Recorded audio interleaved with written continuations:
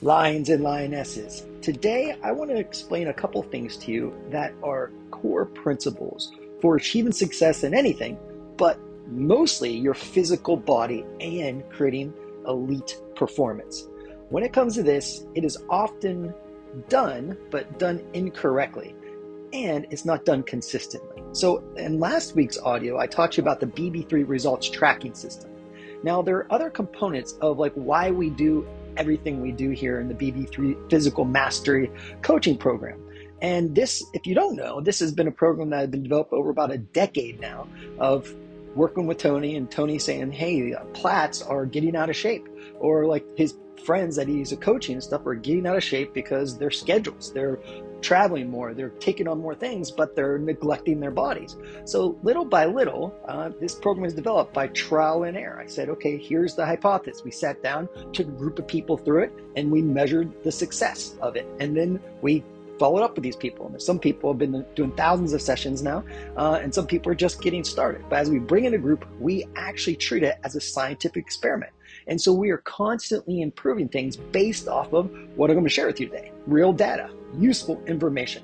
And probably Peter Drucker said it best. You probably heard this quote before. You can't manage what you don't measure. And that was used more in business, but your body is your business. It is the best business in the world, because if you take care of that, you receive massive rewards. If you don't take care of it, you receive massive pain and suffering, not just for you, for the people that care about you and see you, that your body is failing you. And over time, you become a prisoner of your body if you don't do these little things each day. So this is something everybody knows, but how do we really apply it? Well, the challenge is there's so much misinformation, because a marketing person, I wouldn't say they're my friend, I know them, but I don't like them, if I'm being really honest, because we just don't have the same values. He said, where there's pain, there's profit.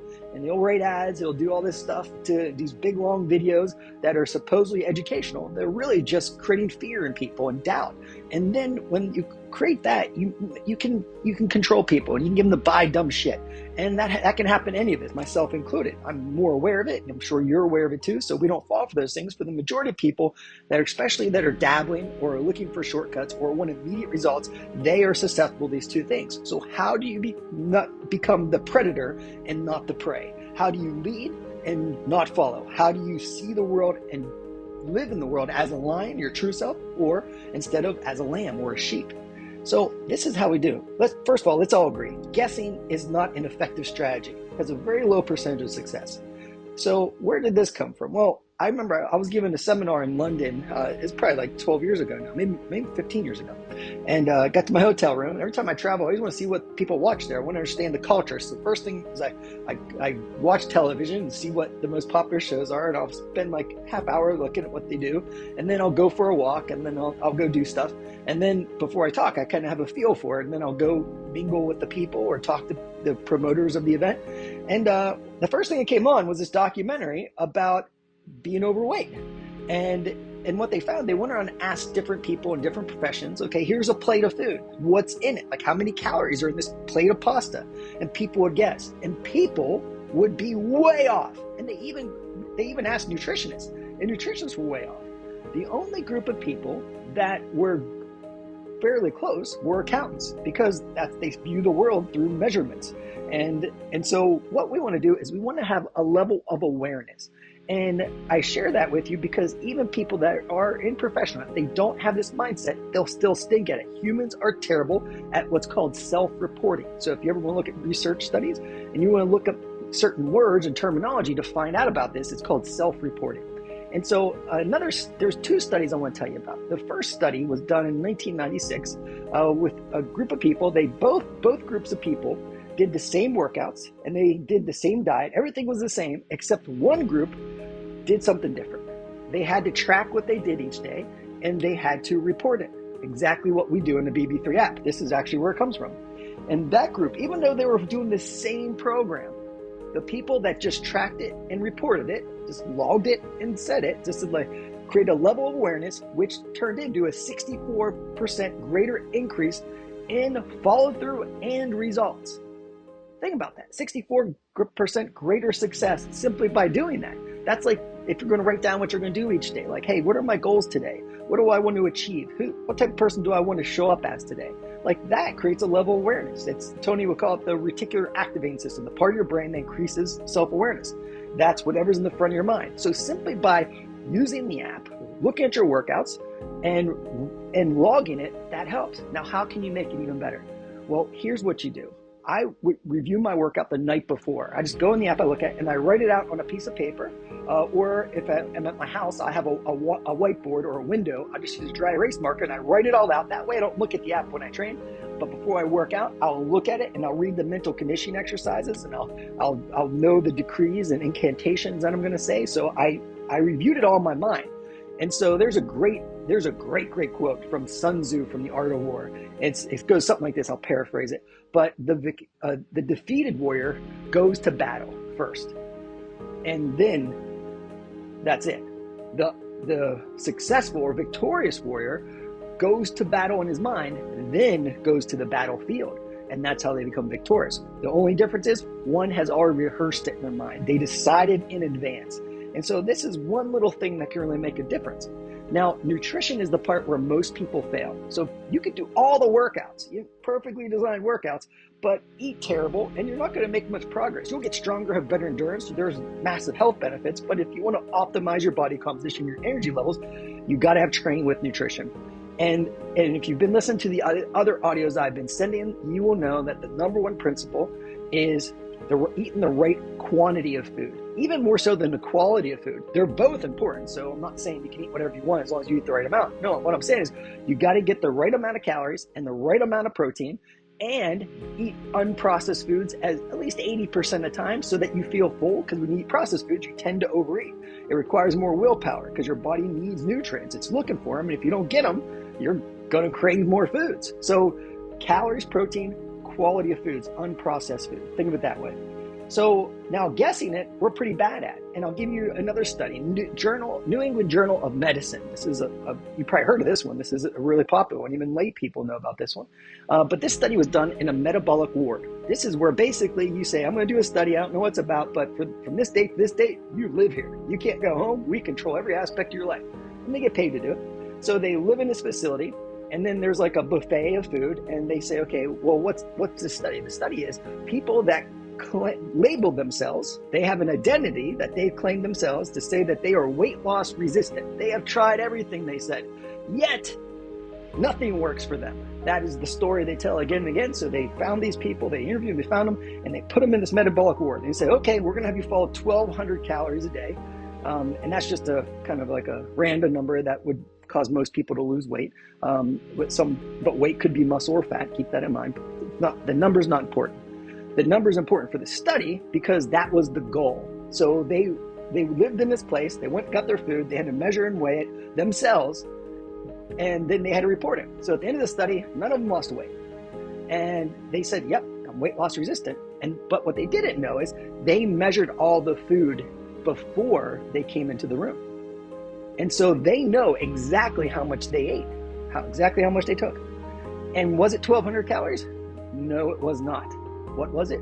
It was almost 2,400 calories. They were eating almost twice as much as what they believed they were eating. Now, I don't think they're doing this on purpose. I think they're pretty bad at estimating things.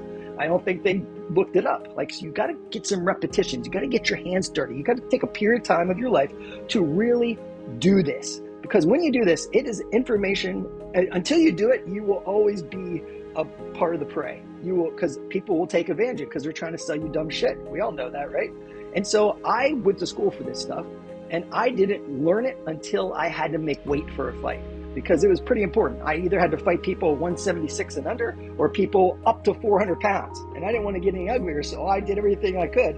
And part of it was just measuring, weighing food. And I never did it before. I always eyeballed it. Or I just said, these are good foods, these are bad foods. That doesn't work. You can eat the best foods in the world, but if you eat the right amount, you're not going to get the result. So tracking food, tracking your calories and protein at the bare minimum. If you just do that, it's going to teach you so much. And make a game out of it. Make it fun. Like when you travel, if you really want to master your body, you got to do this. I don't care what anyone says. This is not sexy. It's a hard sell because it requires time and effort. And most people, quite honestly, are not committed at that level. Most people want the result, but they don't want to do the work. I mean, even people that, as awesome the people in this group are like that. I'm not judging anybody, but what I'm saying, the truth is the truth. Until you learn to love the process, until you learn to master your mind and your emotions, then you can master your actions. And that's what's important in life, because then you control it all. You control the game. You know how the game is played. And so just taking the time, so like if you really want to like achieve your best body, measuring weight your food is critical, because the number one principle is the first law of thermodynamics. You know what that is if you've been doing the homework and listening to these audios. If not, it's the amount of food you eat. If your energy cannot be created nor destroyed, it only changes shape or form. So think about that. If you eat calories are just gallons of gasoline. It's just fuel. It's just the amount of food that your body can use for energy. That's all it is. And if you need 2,000 calories a day and you take in 2,500 calories a day, you have 500 extra calories. Where does it go? Well, if you lifted weights, some of that will be converted into muscle. If you did not do resistance training, then that is going to be stored as fat. That's it. That's just how it works. Now, there are some nuances like hormones and stuff like that, but they play a minor role compared to this principle. I have yet to find a person to follow the plan where it did not work. Even people that claimed it didn't work, we always found that they weren't following it. So when we have people really measure it and change their mindset and shift out the identity that I'm stuck and I can't change, I'm different than other humans, even though we're all humans, that is when you get rid of that identity and you just say, I'm curious, I'm gonna give it what I got and I'm gonna make it fun, and win, lose, or draw, I'm gonna learn from this. And then what happens is they win. Their body transforms. They have an air of confidence and certainty in themselves. And that's what I'm talking about, that line. But you first got to create it in your mind. You first got to believe that it's possible. And then saying, I will do whatever it takes, but I'm going to make it fun. I'm not going to suffer. I'm not the committed achiever that I'll just keep going. And when it doesn't work, I'll do more. And when it does work, I'll do more, because what I do is what I do. I am what I do. I'm a person of massive action. That's how you burn out. That's how you suffer in life. And it's a belief that you're not good enough, and we're not good enough. In order to be good enough, you have to suffer. You got to pay the price. But we want to be at a level of devotion here. Like tracking this food, this whole video and this whole audio, is about tracking things, tracking your workouts and why that's important. Here's science to back it up. Tracking your nutrition, and here's science to back it up. But the higher purpose of all this is to live as your best self. Keep that in mind. The way you look, no one cares. There's no point where you die. We're all going to die, and your body, you might get it burned. It'll be a pile of dust, or it's going to get buried in the ground. Whatever the heck you do, whatever your beliefs are, that's fine. But let's be honest. Programming of the way we look is programming. It's all lies. But you should have a body you should take care of, because it's an amazing blessing, amazing machine. Your body's not broke. You're not broke. You got to stick to the plan, and it's probably going to take longer than you think. It's definitely going to take longer than you want, because everyone wants it yesterday. But you got to fall in love with the process. Until you do, everything in life will be challenging, and you'll always be a victim to the world. And that's the difference between a lamb and a lion. A lion is a leader. They create life on their terms. A lamb lives in fear-based emotion, and they're a victim of the world. They're seeking approval from others.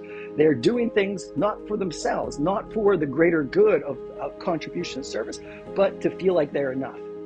Think about that, because that is the highest truth, my friend. Now, I know who you really are, and that's why I do these audios for you.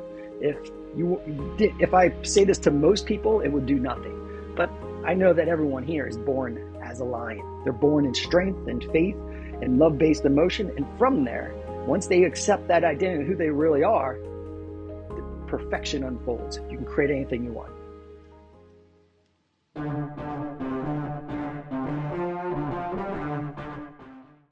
You tap into the real you. But you have to retrain yourself. The way you retrain yourself is you wake your ass up in the morning and you say, I am here for a reason and a purpose. And it's bigger than my moods. It's bigger than the difficulties of the day. I am here to live like a lion, not the fear of a lamb.